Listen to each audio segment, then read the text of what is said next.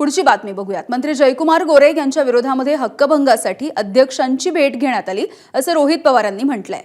मुख्यमंत्र्यांद्वारे जयकुमार गोरे हे दबाव आणतायत असंही रोहित पवारांचं म्हणणं आहे। कॉलेजच्या रस्त्यासाठी मृत व्यक्तीला जिवंत दाखवत जमीन त्यांनी नावावर केल्याचा रोहित पवार यांचा जयकुमार गोरे यांच्यावरती गंभीर असा आरोप आहे। मायणी कोविड सेंटरमध्ये घोटाळा करण्यात आला असाही रोहित पवारांचा आरोप आहे।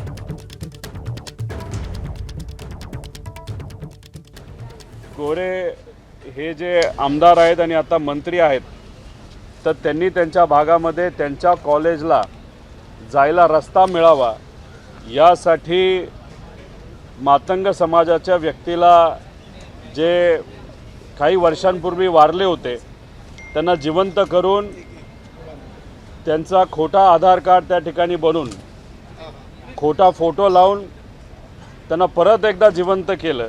8 ऑक्टोबर 2016 आणि मग अशा व्यक्तीला त्या ठिकाणी मृत दाखवून, म्हणजे हा तो पुरावा त्या ठिकाणी आहे, त्यांचा ते मृत प्रमाणपत्रसुद्धा या ठिकाणी आहे।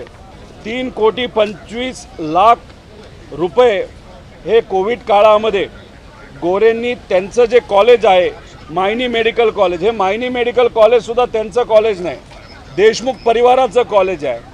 पण देशमुख परिवारावर अनेक अडचणी आणल्यानंतर त्याच्यामध्ये अध्यक्ष हे आता गोरे झालेले आहेत।